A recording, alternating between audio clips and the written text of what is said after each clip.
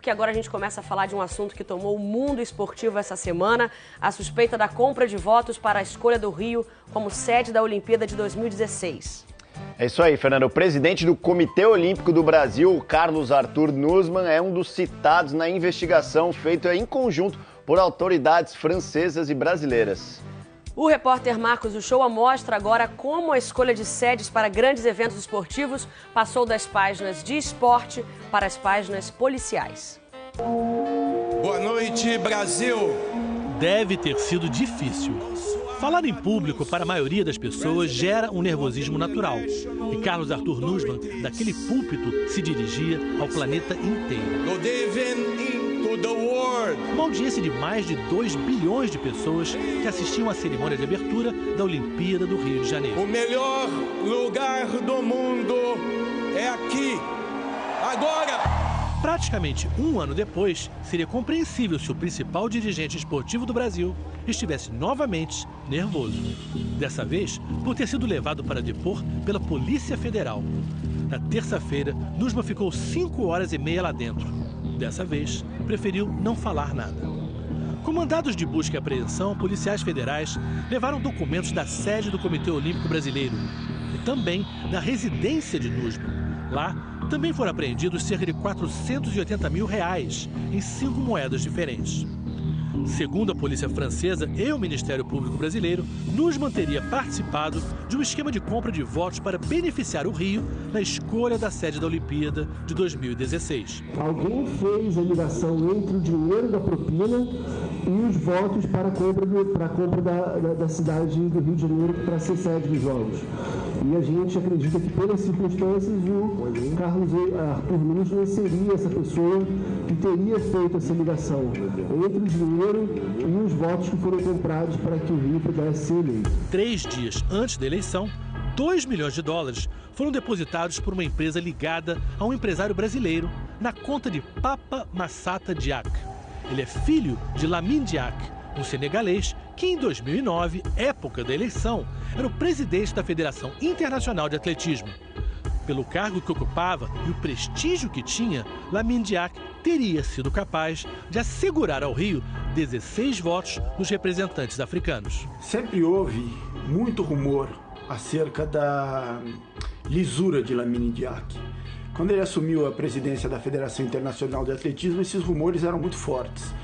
Então, apenas confirmaram os rumores e não era novidade para quem conhecia de perto o movimento olímpico e principalmente o atletismo. O elemento que chama muita atenção é a proximidade entre os depósitos e a decisão que deu ao Rio de Janeiro, a votação, né, que deu ao Rio de Janeiro a sede, a oportunidade de sediar os Jogos Olímpicos do Rio de Janeiro. 2 argumentos são utilizados por pessoas que não acreditam nessas acusações. O primeiro é que no mercado da corrupção internacional, com eventos milionários como Copas do Mundo e Olimpíadas, $2 milhões seria uma soma muito pequena. Verdade, mas ninguém sabe se não existiram também outros pagamentos antes ou depois. A investigação continua. Outro argumento tem a ver com o placar final. 66 para o Rio, 32 para Madrid. A diferença é grande, 16 votos não fariam diferença. Só que não é bem assim. Veja só a conta. 66 do Rio menos 16 daria 50. Já em Madrid, os 32 votos mais 16 dariam 48. Uma pessoa que mudasse o voto já empataria, 49-49. Quer dizer, esses 16 votos podem ter feito mais diferença num outro momento. Mas para isso, é importante entender o processo de como se escolhe uma cidade para sediar uma Olimpíada. Era a 3ª vez que o Rio se candidatava. Nas visitas técnicas, a candidatura do Rio de Janeiro teve a pior nota das 5 cidades candidatas, 6,4. Tóquio e Madrid passavam de 8. Mas, historicamente, isso nunca foi decisivo. Um grupo muito pequeno que Nussmann encabeçava acreditava que a candidatura do Rio podia contar inicialmente com 25 votos, mas não diziam de quem. E não se sabe se os 16 votos africanos estariam entre eles. Quando finalmente chegou o dia da eleição, existia um certo otimismo, mas esse era o momento mais perigoso. Doha tinha desistido. Sobraram 4 cidades: Rio, Chicago, Tóquio e Madrid. Por que a primeira rodada é tão difícil? Porque nessa hora as cidades mais ricas levam uma certa vantagem. Elas têm condição de montar campanhas mais caras, ter mais acesso aos cerca de 100 eleitores do Comitê Olímpico Internacional. Embora depois de muitos escândalos, esse acesso hoje esteja bem mais restrito. Na primeira rodada, se uma cidade não tiver a maioria dos votos, é eliminada aquela que teve menos. Nesse caso, foi Chicago. Mas quem está lá dentro não sabe quantos votos recebeu, nem mesmo a posição em que se encontra. Só existe o alívio de continuar no páreo. Nessa hora, a sensação do Rio de ter 25 votos dava uma certa segurança de ultrapassar a primeira barreira.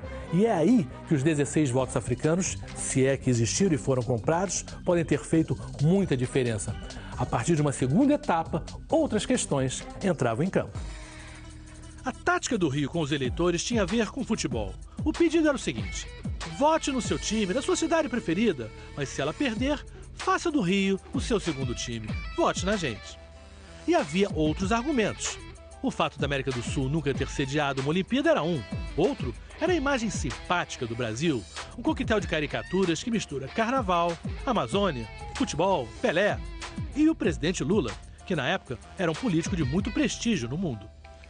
Para quem tinha votado em Chicago na segunda rodada, o Rio tinha um atrativo.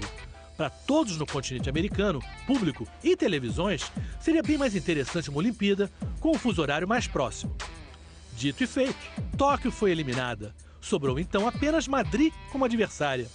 E a vitória final foi surpreendente pela diferença de votos. Foram 34, 66 a 32. A dúvida agora, com essa investigação, é saber se essa foi uma vitória limpa. Rio de Janeiro. Porque faz tempo que pairam casos e suspeitas sobre esses processos em grandes eventos esportivos. O sistema se corrompeu, e não pela competição em si, mas por todos os interesses comerciais que cercam esse evento. Acho muito difícil nesse momento conter esse afã pelo negócio, a menos que a estrutura do movimento olímpico como um todo se transforme. É um problema internacional. Denúncias, escândalos e suspeitas de suborno passaram a ser constantes sobre várias candidaturas. As mais recentes questionaram a lisura das vitórias das Copas da Alemanha e as próximas, da Rússia e do Catar. Os Jogos Olímpicos de Verão de Londres e os de Inverno, em Sochi, também receberam muitas acusações de pagamento de propinas. Envolta em diversos questionamentos sobre gastos e instalações fechadas ou subutilizadas, a Olimpíada do Rio passa agora a ter que se defender de um crime: suborno. Com o risco de adicionar a um duvidoso legado a imagem tão antiesportiva de fazer qualquer negócio para ganhar, de ter roubado no jogo. Agora, além da justiça, o mundo quer ouvir o que o principal dirigente do esporte do Brasil tem a dizer. Procurado, o presidente do Comitê Olímpico Brasileiro não quis se manifestar. O Comitê Olímpico Internacional divulgou nota dizendo que está comprometido com a integridade da organização e que por isso se juntou às autoridades francesas para cooperar integralmente com as investigações. O comitê informou também que vai tomar medidas apropriadas quando as provas forem fornecidas. Já o senegalês Papa Diack se manifestou ontem. Ele disse que não tem qualquer participação no esquema e que a acusação é uma mentira. A cobertura sobre esse assunto continua esta noite no Fantástico.